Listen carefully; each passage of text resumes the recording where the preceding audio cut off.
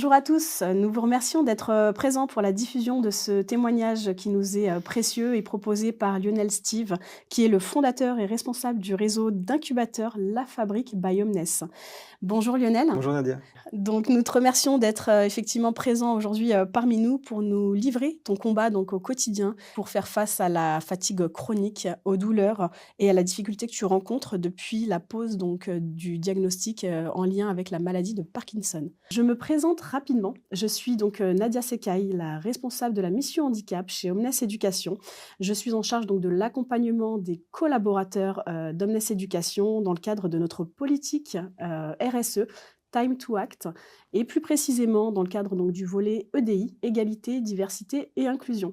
Et dans ce cadre-là, j'accompagne, effectivement les collaborateurs Omnes Éducation, sur, le plan, du, handicap au travail. L'idée, c'est effectivement de permettre aux collaborateurs, de comprendre, ce qu'est le handicap et de, communiquer autour des actions et de l'accompagnement qui sont mis en place auprès, de, la mission handicap en faveur de nos collaborateurs. Lionel, est-ce que tu peux, dans un premier temps, nous expliquer en quelques mots ce qu'est la maladie de Parkinson? Oui, bien sûr, je vais essayer de faire simple parce que c'est une maladie qui est assez compliquée parce que chaque personne qui est affectée par cette maladie a des symptômes différents. Il y en a une soixantaine en tout. Mais la maladie de Parkinson, bah, c'est le cerveau qui produit plus la dopamine, qui est une molécule qui permet de fluidifier les mouvements, la motricité et tout un tas d'autres choses. Mais pour faire simple, c'est ça. Il ne produit plus de dopamine. Donc, bah, tu as du mal à te déplacer, tu as t'as des douleurs, enfin bon, tu as des problèmes musculaires, enfin. Merci beaucoup. Tu es, chez Omnes, Éducation depuis, plusieurs années. Est-ce que tu peux nous expliquer un petit peu ton parcours, et nous dire, quels ont été les signes, avant-coureurs, en lien avec, cette maladie apparue il y a 8 ans? Alors, je me suis aperçu que le diagnostic est posé depuis, bah, j'ai 58 ans, donc est posé depuis l'âge de mes 50 ans et ça fait 15 ans que je suis dans le groupe. Donc je me suis aperçu en préparant cette interview qu'en fait, ça faisait, la moitié du temps que j'ai passé, ici, où j'étais malade, où je le disais pas, évidemment la maladie, c'est une maladie neurodégénérative, donc elle évolue avec le temps. Alors les premiers symptômes, bah, c'est d'abord des douleurs persistantes, lancinantes, où tu ne sais pas, pourquoi tu as mal et finalement quand on te pose le diagnostic, bah, moi j'étais quelque part rassuré. Alors c'est bizarre quand on dit ça parce que c'est une longue maladie comme on dit, mais c'est bizarre quand on dit ça, mais tu es rassuré de savoir ce que tu as en fait, de savoir contre qui, avec qui tu vas vivre parce Une que c'est forme de ça, hein. soulagement du Ouais, une coup? forme de soulagement absolument, avec qui tu vas vivre, avec qui tu vas partager le reste de ta vie. Donc certains le prennent comme un choc, c'est évidemment un choc, on va pas se mentir, c'est un truc, qui vous tombe sur la tête, quoi. Mais d'un autre côté, tu es aussi rassuré. Donc voilà, c'est à la fois un sentiment, une émotion partagée entre le fait de savoir ce qui se passe Mmh. et le fait de dire: «Waouh, comment je vais faire?» Et ça, c'est la suite de l'histoire. Du coup, Lionel, tu as certainement mis en place des adaptations, de façon un peu, indirecte, dans le cadre de ta vie privée et également certainement Ouais. professionnelle. Est-ce que tu peux nous en dire un petit peu plus? Oui, bien sûr, en fait, de manière, c'est du bon sens, en fait, hein. Tu essayes de trouver un logement pas loin de ton travail, bah, parce que c'est plus pratique et après tu verras que c'est carrément bénéfique. Puis tu délègues plus, parce que j'ai une équipe et que tu délègues plus parce qu'il y a des choses que tu peux plus faire. Tu veux pas l'admettre au début, hein, on est bien d'accord. Tu veux pas admettre que tu peux plus faire les choses. Puis tu vieillis aussi. La maladie de Parkinson, elle fait pas tout. Il y a le vieillissement, naturel comme les gens vieillissent, quoi. Et puis en plus, tu as cette maladie qui vient accélérer les symptômes de certains vieillissements. Donc voilà, c'est quand même, oui, au début, c'est du bon sens. Vraiment, c'est ça, c'est du bon sens. Tu te dis, je vais aménager des choses. Moi, j'ai toujours été très actif, je fais du sport et pour le meilleur remède contre la maladie de Parkinson, au-delà des médicaments, bien sûr, c'est le fait d'être sportif, d'être en activité, de travailler, d'être occupé, en fait, d'être occupé, c'est ça le mot. Donc une fois que le diagnostic, Lionel, a été posé, donc tu as ressenti, effectivement une forme de soulagement, c'est ce que tu, nous expliquais juste avant. Et toi, à quel moment tu as jugé utile dans ta vie professionnelle d'en faire part, auprès effectivement du groupe Omnes Éducation? Et pour quelles raisons tu as choisi d'en faire part? Alors, en fait, j'en ai fait part, bah, c'est un cheminement, hein, c'est un parcours. Au démarrage, bah, tu vois ton médecin du travail, parce que c'est comme ça que je pense qu'il il faut faire. C'est la procédure qui m'a semblé encore une fois le plus normal. Et puis le médecin du travail avertit la mission handicap et puis les RH, bien sûr. Et du coup, le RH avertit ton supérieur direct. Donc ça redescend. Et puis là, à un moment, bah, il faut en parler parce que tes collaborateurs comprennent pas. Il y a des rumeurs qui commencent à circuler.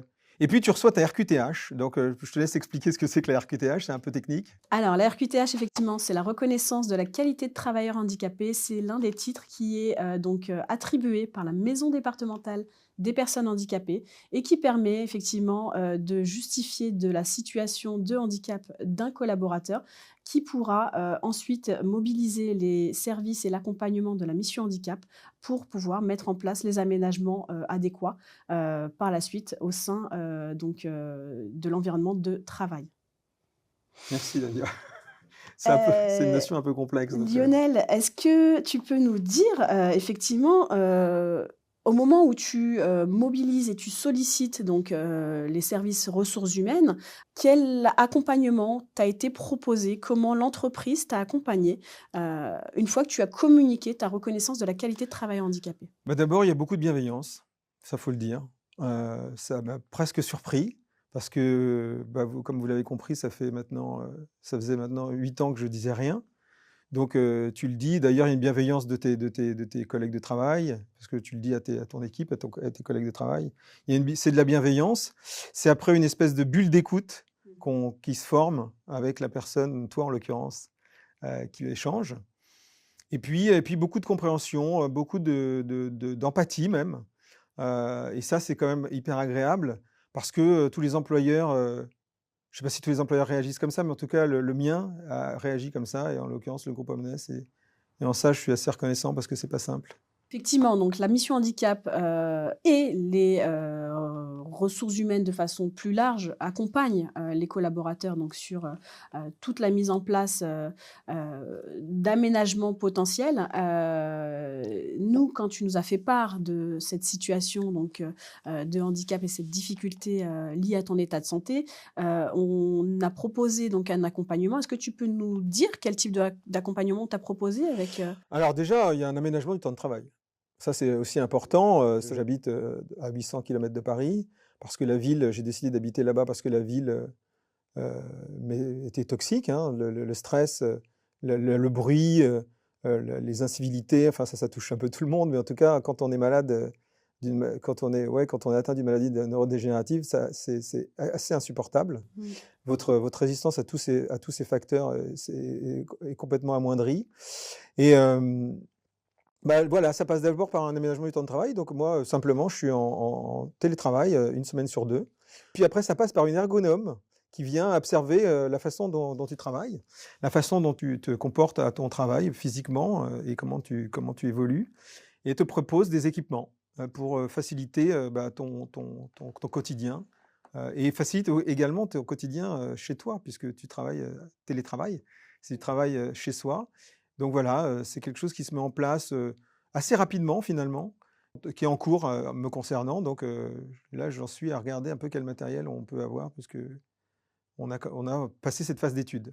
Donc ce qu'on a fait effectivement, pour pouvoir adapter au mieux ton poste de travail, Lionel, c'est, faire intervenir un ergonome qui est venu faire ce qu'on appelle une étude de poste, donc qui est venu à ta rencontre, qui a effectivement, observé dans quel, cadre, professionnel tu pouvais travailler et qui a effectivement échangé avec toi sur les différents besoins que tu pouvais avoir et la façon dont on pourrait aménager ton poste sur le plan plutôt technique. Donc on a eu des propositions qui ont été faites et l'idée, à l'issue de cette étude de poste, c'est de pouvoir effectivement mettre à disposition le matériel dont tu as besoin, pendant, 15 jours en essai, dans un premier temps et au bout des 15 jours, c'est que tu puisses toi, faire un retour à cet ergonome pour lui dire si ça te convient ou pas en matière effectivement d'équipement et si tu te sens effectivement soulagé. Mmh mh. On est d'accord? Oui, oui, j'avais compris cette procédure. Maintenant, c'est vrai que, bah, c'est très agréable parce qu'on se sent écouté, on se sent, conseillé aussi. Donc non, non, c'est quelque chose bah, dans un monde du travail qui a une réputation d'assez difficile, pas comme partout, si je puis dire. Bah, c'est ça, c'est une espèce de parenthèse, heu, où on va s'occuper de ton bien-être finalement, malgré la maladie. Donc ça, c'est quand même assez agréable, faut admettre. Je l'admets volontiers. Merci beaucoup, en tout cas. Parfait. Est-ce qu'à présent, Lionel, tu peux nous dire, comment cette expérience, en fait, a changé ta perception, et ton regard sur le handicap? Alors, avant, comme tout le monde, j'imagine, tu es pas très concerné, puisque tu es pas touché. On est tous assez narcissiques sur ce point-là. C'est-à-dire ce qui nous concerne pas, on n'est pas très attentif.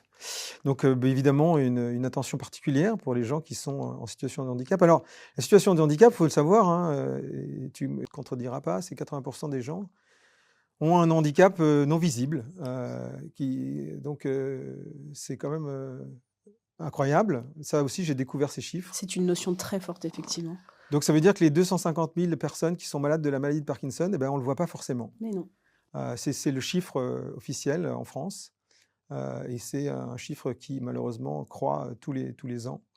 Pour cette maladie quand je commence un peu mieux à connaître, pour en venir à ta question, bah, c'est ça, c'est que tu es beaucoup plus attentif aux autres, tu es aussi beaucoup plus, direct, tu parles plus vrai, tu fais attention aux choses qui comptent vraiment.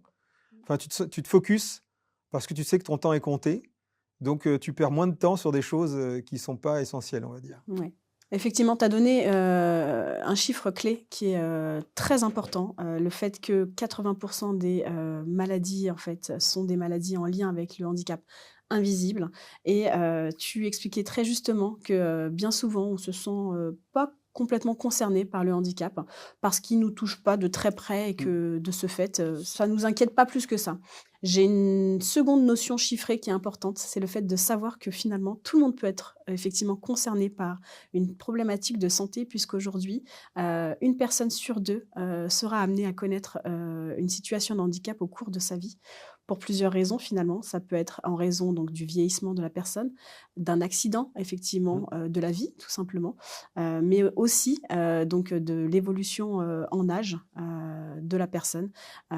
Donc c'est effectivement important de revenir sur cette, notion-là, de dire que, finalement le handicap peut, concerner tout le monde à titre personnel, directement ou indirectement. Mmh.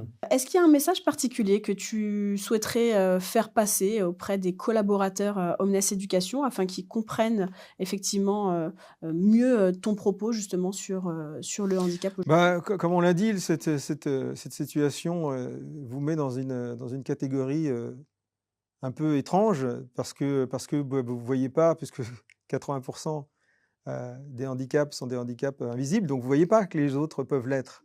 Donc ça veut dire que vous vous isolez facilement, ça veut dire que vous commencez à moins sortir, à socialement être, à diminuer finalement socialement, parce que vous avez peur de ce qu'on peut dire de vous, vous avez peur qu'on vous prenne pour quelqu'un de faible, vous avez peur du regard des autres finalement et de la discrimination en fait. C'est d'ailleurs à ce moment-là que toi tu as décidé, de faire, il me semble, un post, sur LinkedIn. Ouais, c'est ça, exactement. En fait, ce qui m'a décidé, je voulais montrer aussi ça, c'est le bouquin de Nicolas Demorand, Intérieur nuit, je vais le montrer, ça c'est mon côté prof un peu. Je le montre, je sais pas si on peut le voir à la caméra. Nicolas Demorand est bipolaire, c'est quelqu'un qui travaille depuis, qui est diagnostiqué bipolaire depuis une vingtaine d'années, et qui travaille sur France Inter, c'est un journaliste. Et il a fait cette révélation à travers ce livre, et ça m'a beaucoup touché, et ça m'a donné finalement envie de le dire aussi. De le dire aussi, non pas que j'étais j'avais cette pathologie-là, mais de parler de la mienne à l'occasion de la journée de la maladie de Parkinson, qui est au mois d'avril. Et oui, j'ai fait ce post LinkedIn qui a été, je pense que c'est le post qui a été le plus vu de ma modeste contribution à ce réseau social. Mmh. Et c'était vraiment, oui, c'est ça, c'est assez incroyable. Et j'ai reçu beaucoup de messages de sympathie, beaucoup de messages de mes collègues, même de gens que je voyais pas tout le temps. Et ça, c'est vrai que c'est assez touchant, c'est assez incroyable. En plus des gens que j'avais pas vus depuis très longtemps, c'est la magie des réseaux sociaux.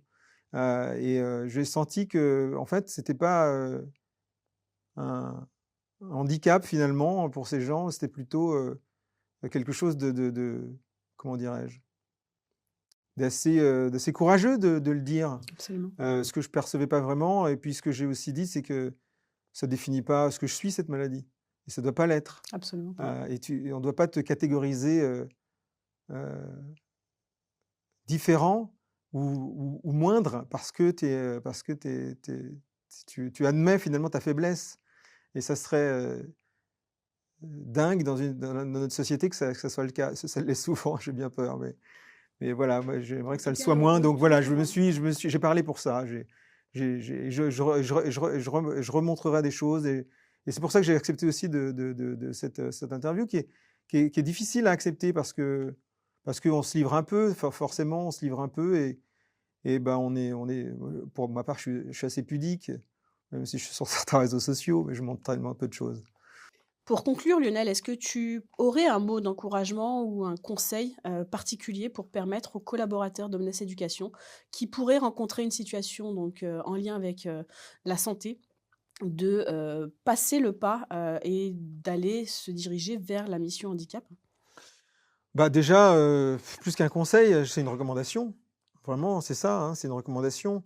C'est de pas rester seul parce que ce type de maladie, heu, elle est invisible, donc les autres ne voient pas.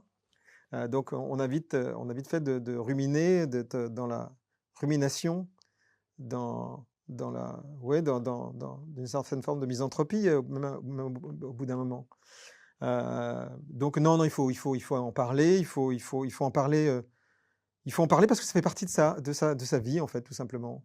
Et il faut vivre avec. Il y a des jours où c'est très dur. Heu, Allez en parler quand ça va bien, hein, par contre, pas quand ça va mal parce que sinon c'est trop compliqué. Déjà, c'est un effort surhumain d'en parler alors quand ça va pas, c'est encore pire. Mais non, non, il faut aller en parler et puis vous aurez une écoute bienveillante. En tout cas, c'est ce qui m'est arrivé, donc je vois pas pourquoi ce serait différent pour vous. Heu, il faut vraiment ne pas rester seul, en fait, face à la maladie, ne pas s'isoler, parce que c'est ça le danger, en fait. Et petit à petit, vous allez vous détacher et vous allez, vous marginaliser quelque part. Et comme vous faites partie d'une équipe, forcément, C'est souvent ce on qui travaille arrive en groupe, effectivement. on travaille en groupe, donc voilà, donc L'isolement, arrive très vite en fait, absolument. Et ça, et c'est c'est ce pas qu'on bon du souhaite tout. absolument éviter, en En tout cas, c'est accompagnant justement les, c'est ce qui est collaborateurs. c'est le cas pour moi, en tout cas. Et merci encore. Merci beaucoup Lionel, en tout cas de nous avoir livré ton histoire. J'espère vraiment qu'il permettra, aux collaborateurs d'Omnes Éducation de, mieux comprendre ce qu'est le handicap au travail et plus particulièrement le handicap invisible qui concerne une majorité de personnes. Je me tiens pour ma part donc à votre disposition pour un échange, très simple, pour répondre à vos questions, pour vous accompagner, sur, le plan donc, d'aménagement de poste ou, de tout autre besoin que vous pourriez effectivement être amené à me confier. Je vous remercie.